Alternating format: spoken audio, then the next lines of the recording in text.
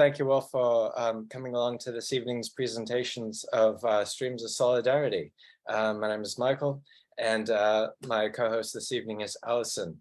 Hello, my name is Alison. I'm part of Animal Rebellion. I'm also part of Scrap Factory Farming too. Done lots and lots and lots of animal rights throughout the last 30 years. Welcome everybody, and I hope you have a good evening together. Thank you, Michael. All right. Thank you all very much. Thank you, Alison. Yeah, as I said, I'm incredibly nervous and exciting this evening, and that's all because of our guest. Our guest this evening is Laurence Candy.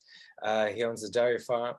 He owns a farm down in Dorset, which was previously a beef and dairy farm, but since 2020 has been transitioning to a fully veganic farm that will have bicyclic certification.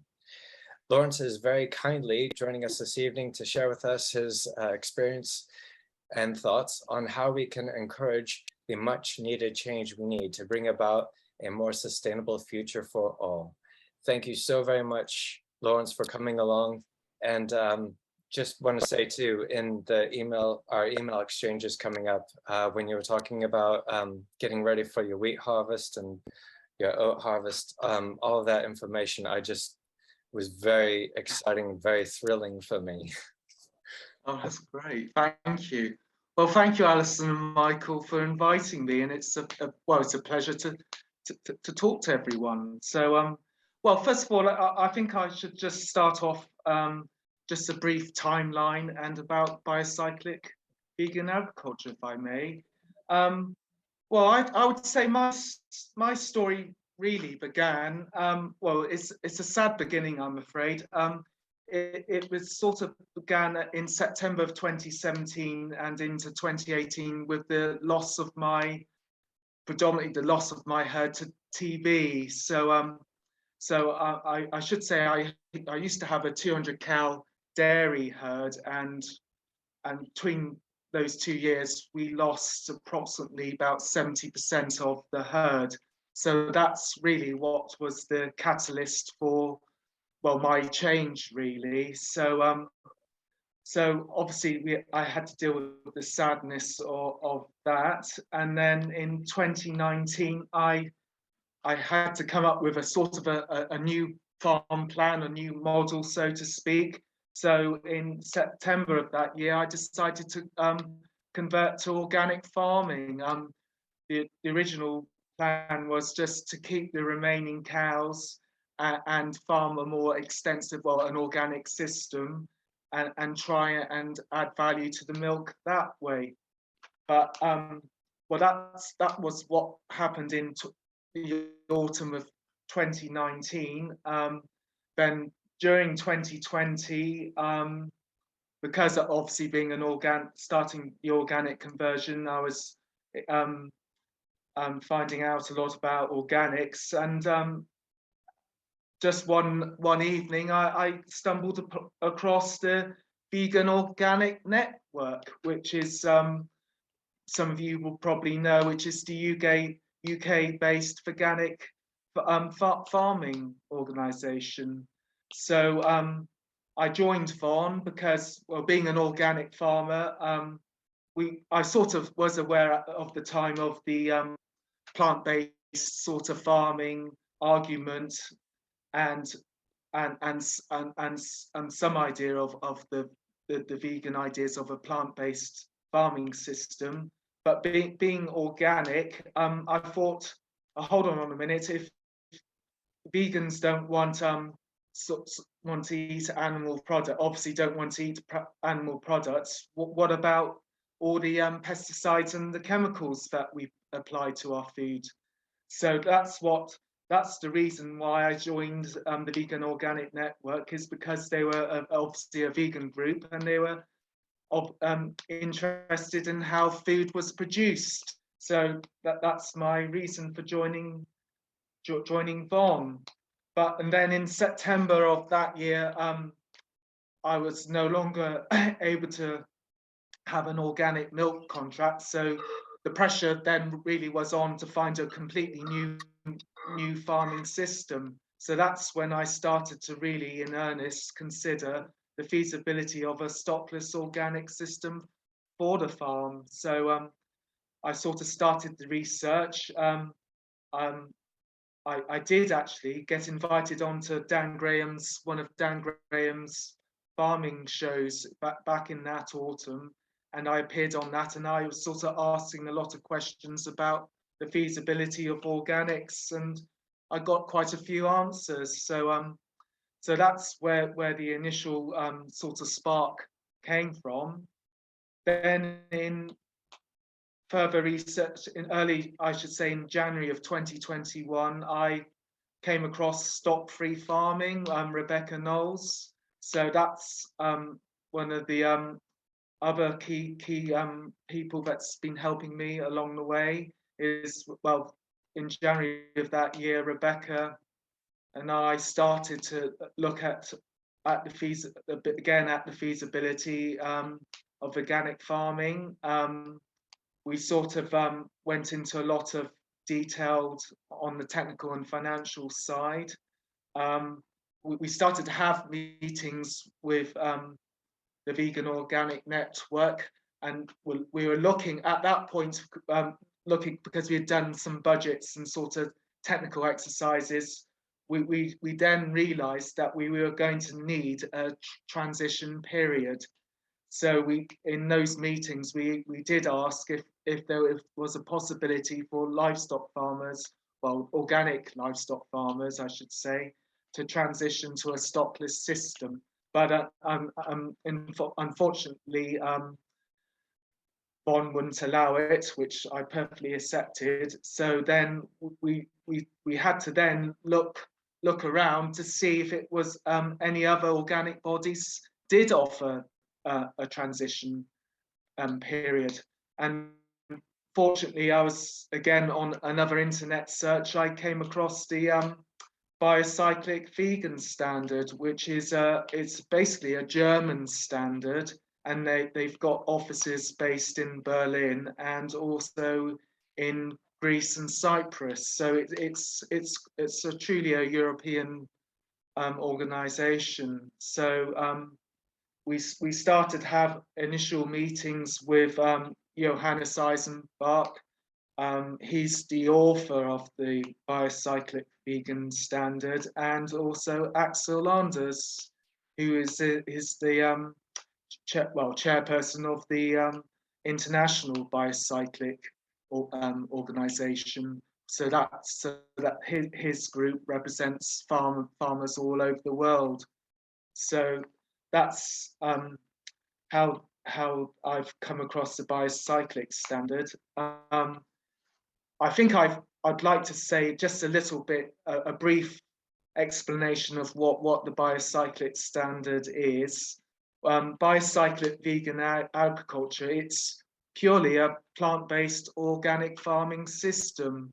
It's a veganic system, which means it excludes all commercial livestock enterprises, and it doesn't use any inputs of animal origin, which is animal manures, bought in fish and blood and bone meal, things like that, which a normal organic enterprise can use. So it's really embraces all the principles of the vegan philosophy as much as possible. So yes, it's vegan agriculture in essence. So yes, the emphasis is on soil health and the humidification of soil. What that means, it's about building soil organic matter through the use of plant-based composts and green manures and crop residues. There's a lot of emphasis on the formation of biocyclic humus compost, which is, I don't know if there's any keen gardeners here. It's basically it's taking a stage 5 compost, which is quite a compost which is being matured for roughly a year to 2 years, and then adding more material to that and basically maturing it for the minimum of about 4 years, because after a 4-year period, it sort of becomes stable. It's in a humus form. So it's not going to leach any nutrients. It's nutrient dense. So it's basically a very high powered compost feed for the plants, and all of the growers that are using it have had excellent results. So but we had a meeting with one farmer in Greece, and he was showing his vegetables, and it's just amazing the size of all these vegetables, and how healthy they were. They had no disease. So which is amazing, really, because considering in conventional agriculture and horticulture, the amount of pesticides which are applied to crops is staggering. It's doubled in the last 20 years. So it was really a real eye opener to see all these extremely healthy plants growing in this compost. So yeah, no, it's been a really interesting learning curve.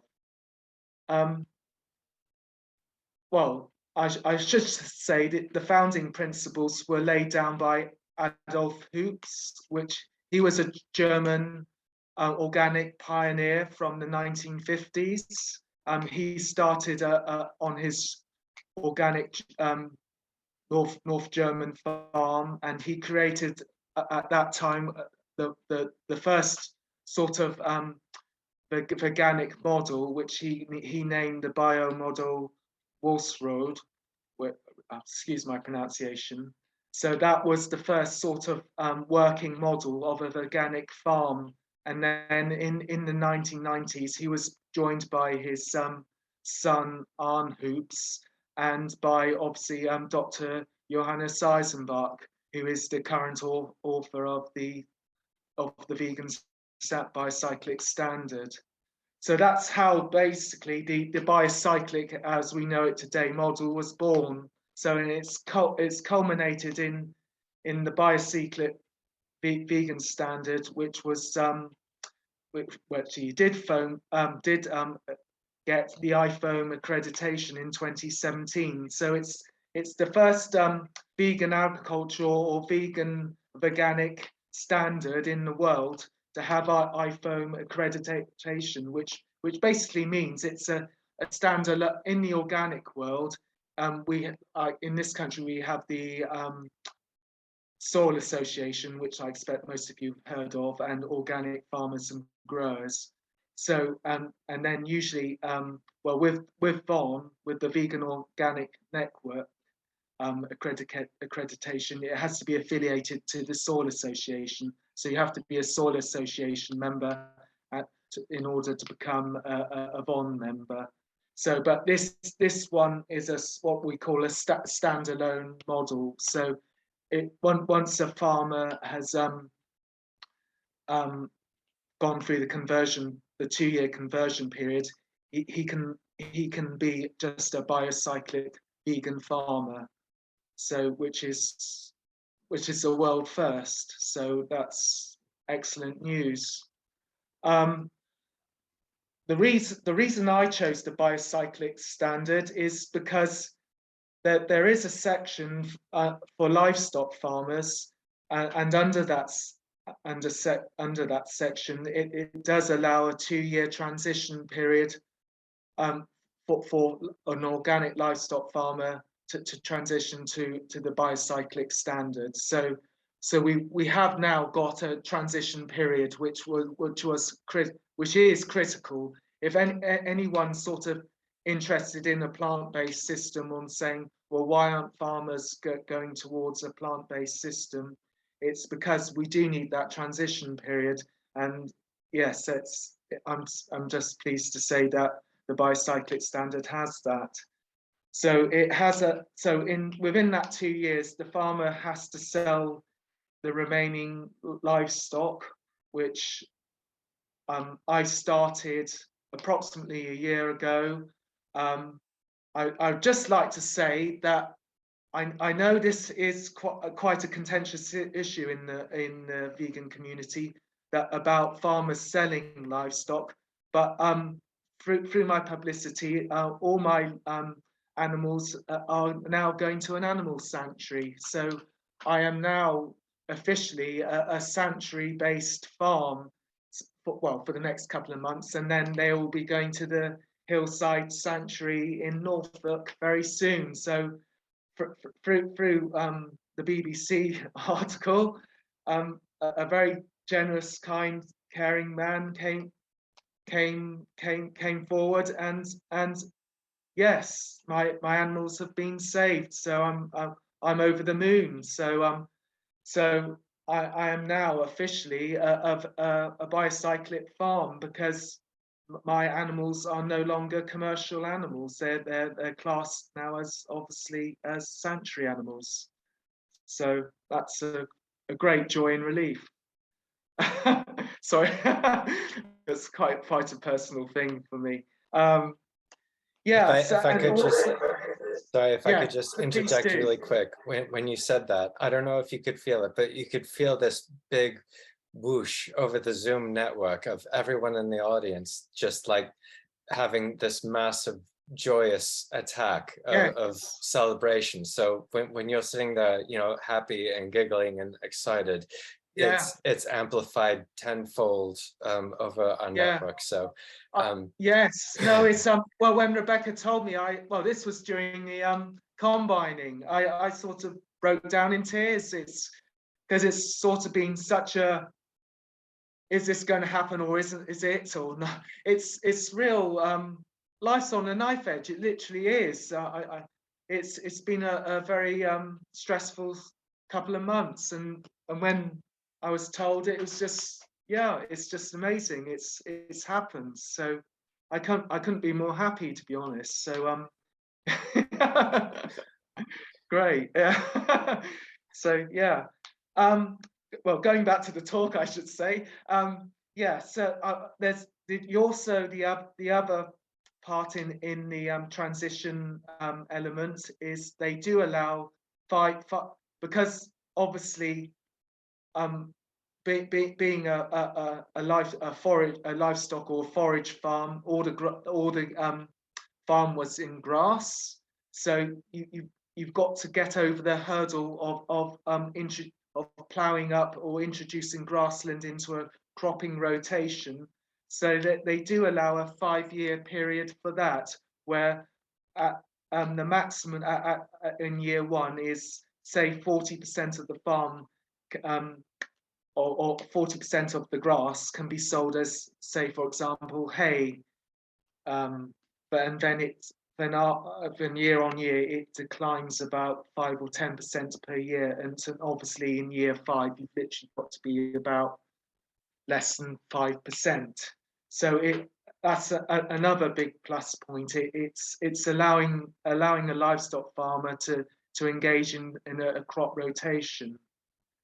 And the other point I have to make is, sometimes, although I no longer keep animals, some of the crops, well, it's like this year, I expect you've heard on the news, a lot of farmers, their crops have suffered due to the drought.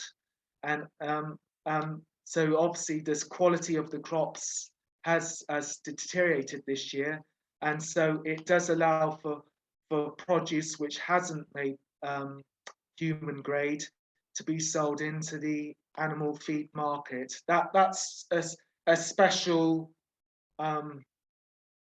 option at the moment, I should say. We are looking into other alternative markets, but at the moment, because vegan agriculture is in its infancy, we have to obviously create those alternative markets, and sadly at the moment we're still trying to do it, and we're probably at least 2 to 3 years away from getting these alternative markets up and running. But in the interim period, livestock farmers are allowed to sell into the animal feed market, but obviously we don't want to do that, but for economic reasons we have to, especially in a year like this.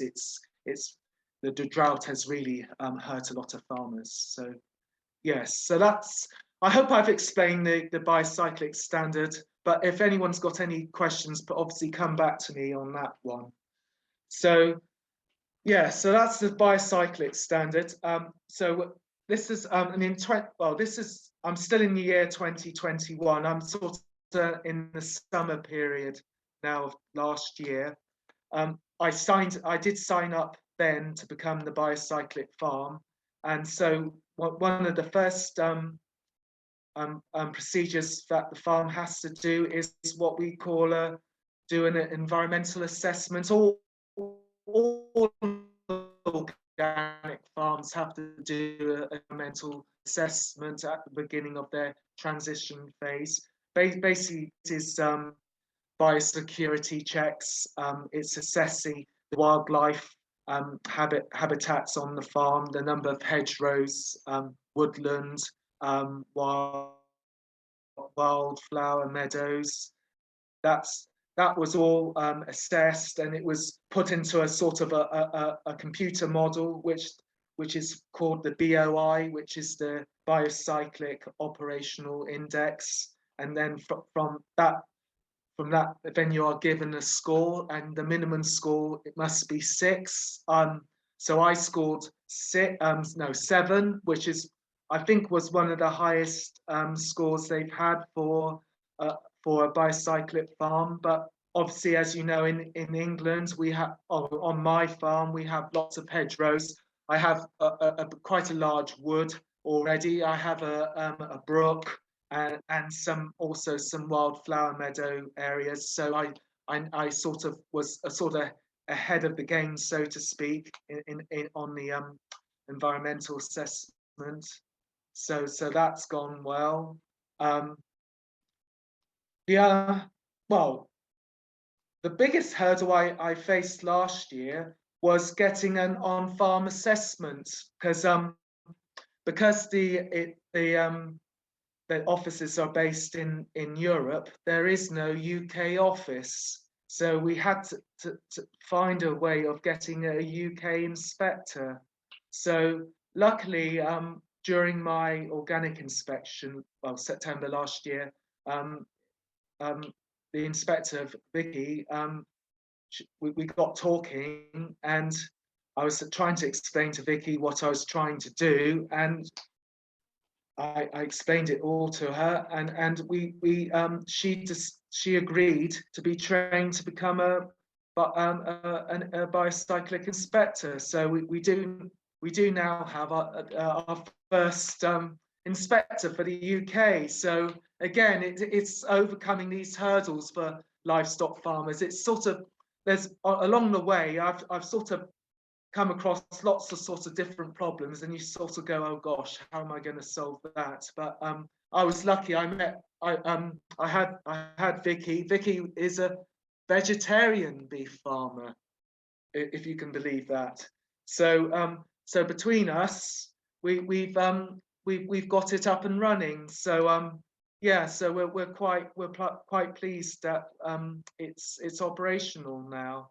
So Vicky's completed all her training. In July, the farm had its first on-farm inspection, and yes, I'm officially now the UK's first bicyclic farm. So, which is great news.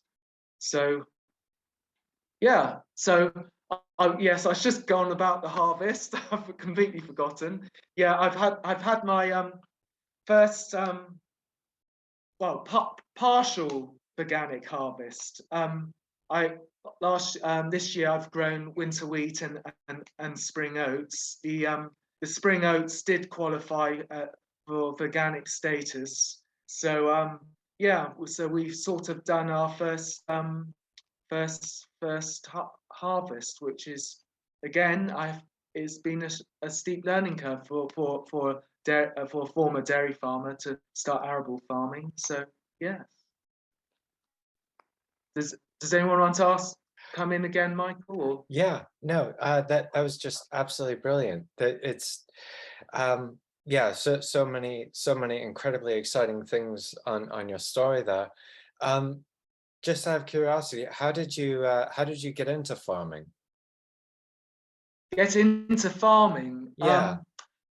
Well, I suppose like most farmers, I'm from I'm a, my family have always been farmers for generations back, and I suppose in this country, in Europe, when you're sort of born onto a farm, you sort of, it's taken for granted that you will be a farmer. So, but I as a child, I always loved being with the animals, and I had a natural curiosity for it all. So I've always wanted to be a farmer, so I'm lucky. So yeah, no, that's how obviously most people get into farming, is through their families. So yeah. Well, what sort of responses have you seen from your community and neighbors in general about your transitioning to veganic agriculture? To be honest, up until the BBC article in May, I hadn't really told anyone, because I'm in a sort of a dairy farming area, and I'm a little bit worried what people would think. So I sort of kept it to myself. Obviously, my close family knew about it, but I hadn't really told my neighbours at all. And then obviously they saw the BBC article, the local NFU secretaries saw the article, and then people sort of started to ask questions about what it's all about. They didn't really know what veganic meant, and so yeah, so there has been a natural interest there, but there's also been a little bit, oh, what are you doing, so to speak. But yes, it's yeah, the reactions have been overall positive. Yeah. Do you feel like this is a possibility community growing thing? Like I'm originally from the US, and Yeah. for a while there I worked on a ranch out in the middle of nowhere, and it was basically just a big science project, and we had set up the roof to collect rainwater, and we had solar panels before they were in vogue, and it was just this wonderful self-sustaining building that we had there. And because we started doing that, all of the neighbors in the surrounding area, they started bringing in solar panels, and they started experimenting with water filtration. Do you notice any type of interest in that, like that, coming from your area? There are well, funny enough, there are community farms in Vaughan, and also in on the bicyclist side as well. There's at least one in Germany. I think it's in Berlin, actually, Eastern Berlin, where a group of young people have got together. I think there was some derelict in the former Eastern Berlin, some barren land or something, wasteland near a railway line or something, and a community, they got together and sort of formed a community horticultural enterprise. And yes, they qualified to the standard, I think it was last year. So there are, well, that's the one in Germany, and that's been a very successful outcome. They're doing extremely well. So, and they everyone sort of comes in, and it's volunteers within the group, and then they sell all the fruit and vegetables to their local community. So it's a very good system of urban farming. So there is a great scope, actually, to, if I know we need to increase horticulture in this country, and that's probably a realistic way of doing it, because as you probably are aware, there's a real labour crisis in British horticulture at the moment. We're totally dependent on people from abroad picking our fruit and veg. So this would be a great way of involving the community. So it's a good model. Yes, yes. Well, growing up, I know my mum would always tell me that the reason why the school holidays took place when they did was because those were the times of year that coincided with harvest, and with when farms needed more work done on them. Do you think that it would be beneficial for for people's for students' gap years instead of going off abroad to spend time down on the farm.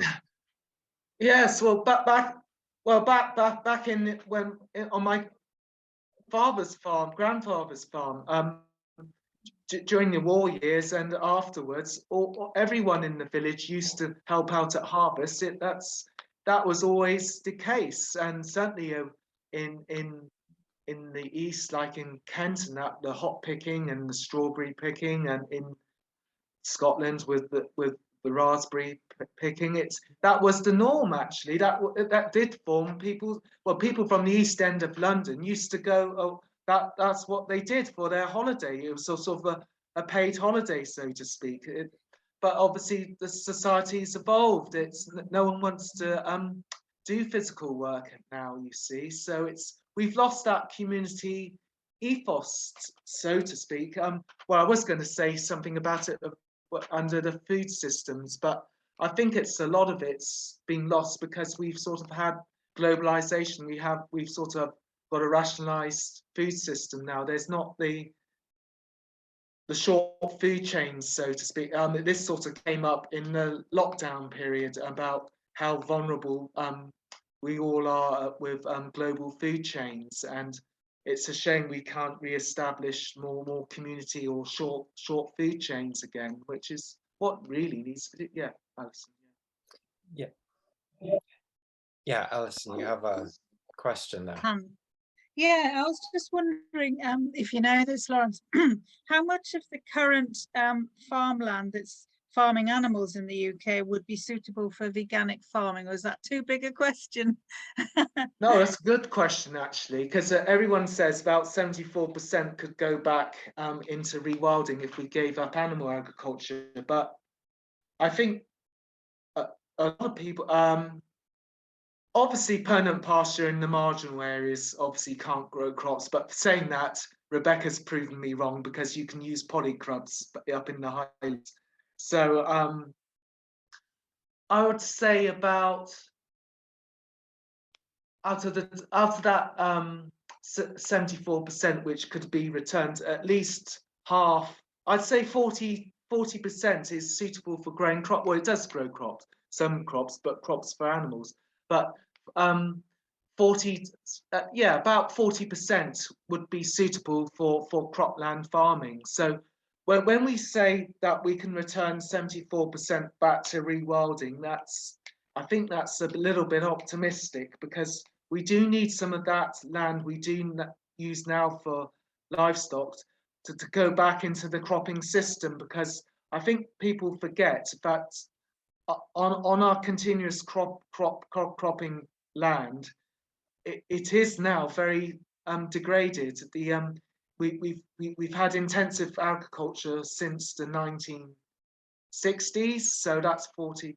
Yeah, we've had it for at least 40, 50, 60 years. So that with agrochemicals and that, and the soils now are what we call officially biologically dead.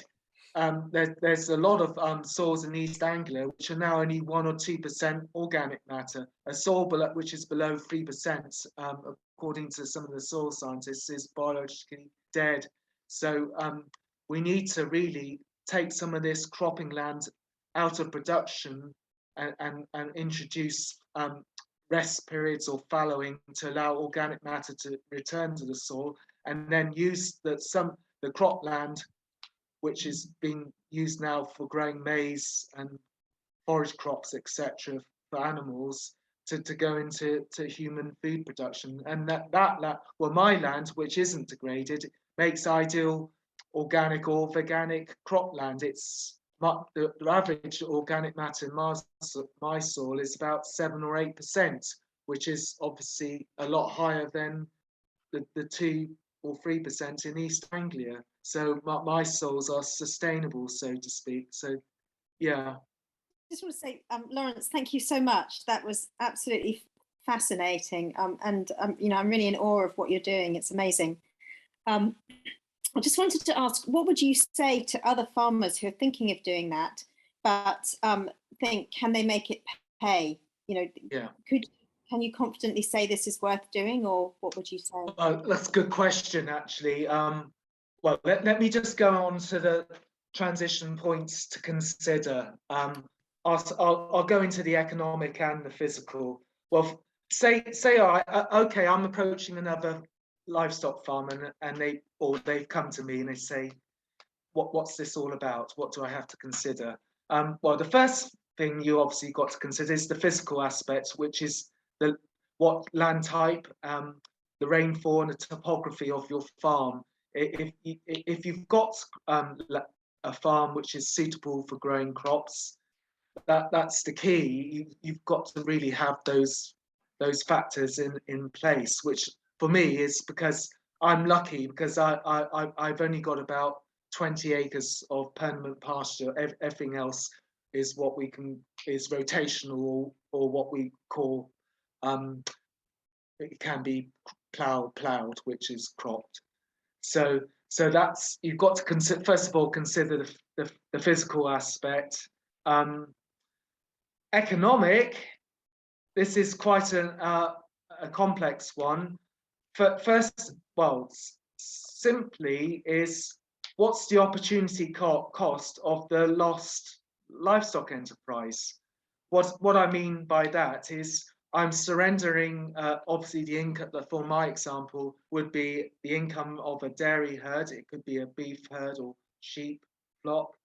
You've got to take that income and say, right, if I transition, will the new enterprise be equal or better to the existing model? And I think that's the key. I think this is what's a lot of, I see this a lot of the time, commentators saying, oh, why can't farmers just transition to plants? It's not that simple, I'm afraid. It's that key question: is this going to be more profitable than what I'm doing now? It's also, you're going to start to introduce risk in, because obviously you've got to learn new skills. You've got to learn how to grow crops, crop husbandry. So there's lots of farmers who've never grown wheat or barley or oats, let alone to an organic or veganic standard.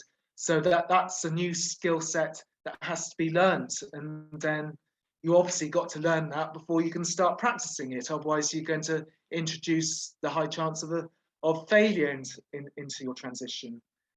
So, and then going back to economic again, it's the capital appraisal. It's what have I invested so far in the farm? If I went to a dairy farm who's just installed a new milking parlour, well, there's no way they could transition that at the moment, because they wouldn't get that investment back. If they sold it, they have to basically, what we call, sweat that asset. It means they have to make use of it first before they relinquish it. So there's that point to take into consideration. Funding sources, loans, grants. What's the government policy like regarding? Well, we've got a new government, radical shake-up in our agricultural policy through ELMS and countryside stewardship. So there's that to consider as well. It is complicated, but yeah, it's not simple. I think you really, really explained it rather well. It is complicated. It's not simple, but if anything, you're absolutely proof of being able to get it done, and that it is able to do. I'm going to come to Joe, but really quick first. I did get an email question come through, and which also ties into another one of the questions that I had for you. What are your and it's from Casturiri. I'm really sorry. They're from New Zealand, and they're doing a research project in New Zealand, and wanted to know, what are your thoughts on policies governments implement to invest farmers to switch, to incentivize farmers to switch? Oh gosh. in Because this this country. because this is also quite a difficult thing Yeah. to do too, because you don't want to have all of a sudden all these policies put in place from the government and leave the farmers without any real clear pathway of going. Case in point, Netherlands right now with all of their farmers on doing massive demonstrations. You know, incredibly volatile experience. And you know, in the press over there, I think I've only come across 1 or 2 articles that actually mention the like that there's something like 25 million euros that's going to help, but there's no clear guidelines as to how or what all's going on. Well, just that's we're specifically about Holland. With the Dutch, Holland has the most intensive livestock industry in Europe. The stocking rate and the manure overloading it's immense. It's just mind blowing. I think there has to be a realization that the government are right to go for a livestock reduction policy. Farmers have to be realistic now. They have to accept, especially the farmers in Holland. I know they're excellent farmers and that, but when you've got the environmental impact of such intensive animal ag in a small country like Holland, they have to export slurry in tankers, etc., in oil tankers, etc.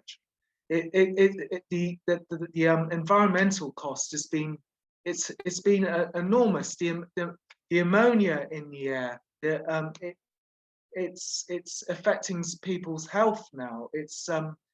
They have to be realistic. That's the first thing.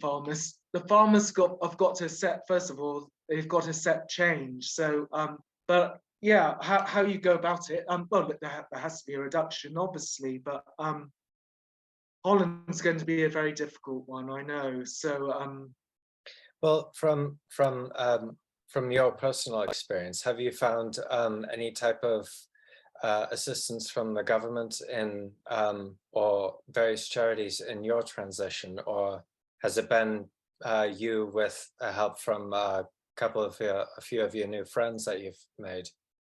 yeah, well, obviously Rebecca's been my pillar.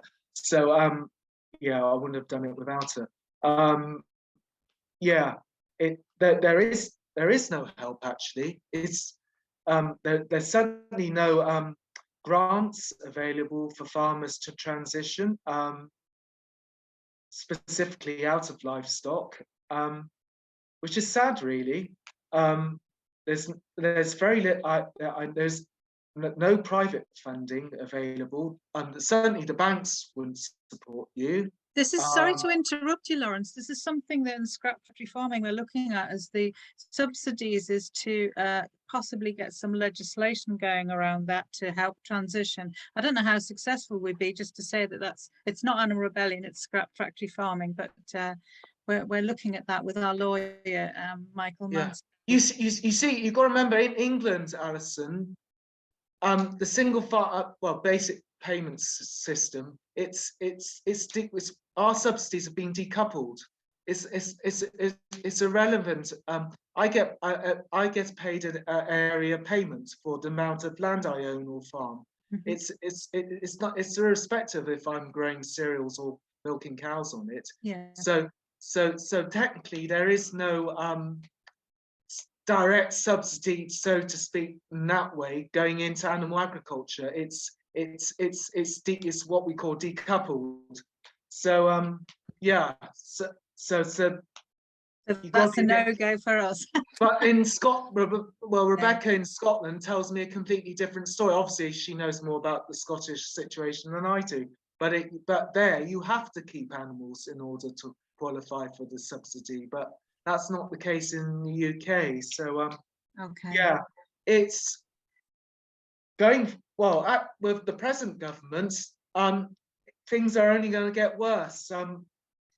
The likes of Liz Truss, she wants a free market system, which is obviously, you know, we've signed the trade deals with Australia. We're probably going to do one with New Zealand, and dare I say it, Brazil and Argentina. So this is all going to have a detrimental effect on UK agriculture, because it means our standards have to be lowered in order to compete with these other countries. So that's going to have a damaging effect, and it also sends a message. This Tory government does not care about the environment. It simply doesn't. It doesn't. I'm really sorry to interrupt you just there, but there's a question that a couple of people have been wanting to ask for about 5 minutes and waiting patiently. So do you mind if I ask that? And sorry to go back off from where you were talking. I'll just read Anne's question here, which is the same as Joe. In the documentary Milk, they highlight different ways of transitions, and they were talking about growing mushrooms, for instance. So you've heard of that as well? I've heard of mushroom growing. Well, it's a good idea. The only farms I've sort of known is through the rancher advocacy program. Rene, they had a poultry farmer transition to mushroom growing. So yeah, no, you for dairy farmers. I haven't heard of any dairy farmers, but yes, it's a good idea. But in New Zealand, a lot of dairy farmers have transitioned to viticulture, so winemaking. So yeah, farmers in New Zealand, I think everyone thinks farmers are stuck in their ways, but they're not actually. They realised that they were going to be better off or more sustainable growing grapes. So that's what's happened. What is starting to happen? So. Did that poultry farmer, was it someone who had intensive farms or free range? Yeah, no, they were the intent. What it is with those intensive poultry sheds make ideal mushroom growing sheds. Thank you. That's a good thing for me to know. Yeah. Thank you. Yeah, it's the capital again. This is again going back to capital appraisal. Obviously these poultry farmers, they had invested millions of dollars into these state-of-the-art poultry sheds. So they needed an enterprise which would reuse that capital, and that's the reason why that they're doing it. It's because obviously they've made that capital investment in the first place. But yeah, if a dairy farm's got good buildings which could be converted, yes. Thank you. Anne wants to come back, I think, on her question. Do you want to go on? Yes, thank you very much. I just would like to add something, because you said also this is kind of difficult financially in a way, but I also have seen very good examples, especially with mushrooms, where you don't need so much land either, and it's much more. They have really seen such a much better income since they have sort of transitioned. And also in the film Milk, they give many good examples. You can see this from different, and I mean, the Rancher Advocacy Program as well have very many good examples, and Myopus Creamery now working with dairy farms in California and so on. So I think there are many good examples of people actually, or farmers also gaining financially from this. So I just wanted to add that, and that you don't do massive land either. So yeah, thank you very much. This is the other thing is I think with the plant-based companies, what we've got to remember is we've got to get farmers off commodity agriculture. I think this is the key to solving the problem, and this is why veganics or sort of accredited systems are a good idea. It gives the farmers the opportunity to add value or look for niche markets. So I think. Sorry to be a bit thick here. What's commodity farming? Well, I don't know. Commodity. This is the biggest. My biggest. All farmers hate commodity farm. Commodity farming means basically in the free market system, everything comes down to supply and demand.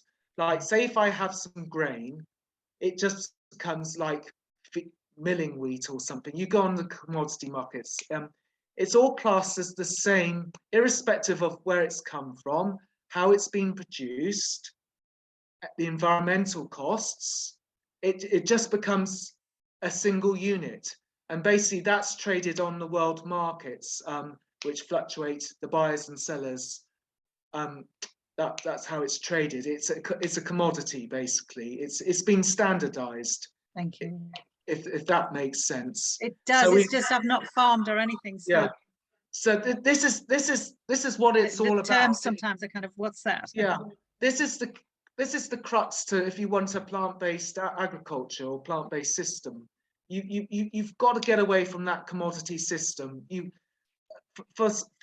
Generally speaking, simplifying this, a livestock farm is a lot smaller than, say, a standard cropping farm. It's like, my farm is 320 acres. Well, if I go onto a combinable crop farm in East Anglia, the average size is well over 1,000 acres. So I immediately have a competitive disadvantage. I don't have the economies of scale, which is critical on commodity systems. So this is hence the reason I've gone into the veganic agriculture. I've got to look to add value. I've got to find a USP, unique selling point somehow. I've got to do something different. So this is what we've got to do is, and this is where plant-based companies. This is where my biggest criticism of plant-based companies comes about: is, are the likes of Oatly, etc., going to pay farmers more than the commodity price?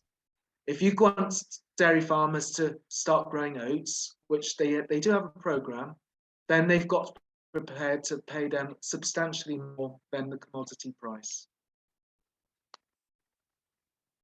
Thank you. I hope that makes sense. Does that make sense to everyone? Yeah, thank you very much. Yeah, I mean, I don't know the audience here, but I know I'm not a business person. Was a psychology lecturer, so I'm kind of like, this is like a new language, so that's why I come in and sound a bit stupid when I say things No, like not that. at all. No, no. Anyway, So anybody else got any questions? what was it in particular that made you go into producing cereals? Well, again, looking at the assessment, is I'm a grassland farmer, and cereals are wheat and oats, so then they're the same family as grass, you see. So if you can grow grass, you can grow cereals. So this farm is ideal for growing wheat and oats. So I had grown them before, so that part of the transition I was very confident about, because I knew it was going to work. So yeah, that's the reason why I've chosen cereals and combinable crops. And kind of going into our upcoming campaign in Animal Rebellion, how easy for you would it be to set up like a micro oat milk facility?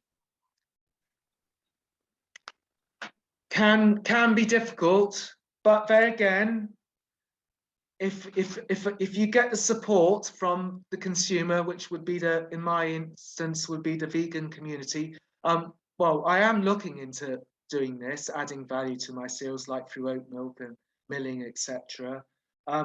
What we are working, I'm working with Sam and Mark from Stock Free Farming as well. They're going to be getting a questionnaire, digital online survey questionnaire set up about what would vegans support a vegan accredited system, their own products, so to speak, produced to their own principles. So if we can demonstrate there's market support or demand, I can then, there is an added value grant, I should say, which I have applied for, but I've got to demonstrate the demand, the feasibility. So if everyone, well, when the questionnaire comes out, if it could go around to all the vegan organizations, if as many people could answer this survey or get behind it and say, yes, we would love to buy products with either the VON certification or the Biocyclid certification, because that satisfies our beliefs, and then that would be a big step in the right direction. But yes, it's demonstrating the demand. Then I can get the government money. That's one way the government is helping me. Then we can go from there. It's it's getting the initial startup going, and which is obviously the first step is the most difficult. It always is in life, isn't it? So yes, it's just getting that catalyst going. And yeah, just kind of like yeah, on a more personal note, what are some of your favorite things about farming? What is it that you absolutely love about farming? Personal things. Well, I love growing crops, I suppose. Oh gosh, what a different. No one's asked me this question before. Personal, yeah. Growing crops. I'll give you the personal reason for why I'm getting out of livestock farming. I don't know if people have read Rebecca's interview, but it's my relationship between death and what's happened in my family. Unfortunately, I've had quite a few family tragedies over the last couple of years, so it sort of it puts everything into perspective, I suppose, between life and death. So I'm sort of that's the reason why I'm pleased to be going out of livestock farming, and so obviously that will make me happier. So but yeah, no, I think it's probably being in the countryside. It's a lovely farm. I think it's growing. I love growing crops. So yeah. Does that answer the question? Yeah, that does. Yes, of Yeah, course it does. absolutely, absolutely. I mean, everything you said there is just going back to why farmers change. A lot of it is for personal reasons. Yeah. I think people forget farmers are humans sometimes, and we all have to change at some point. So yeah.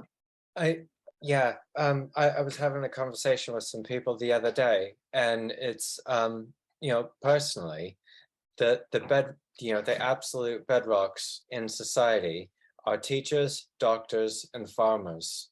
You need the teachers there to teach you how to do things. You need the doctors there to, you know, pat you and put you back together when you break.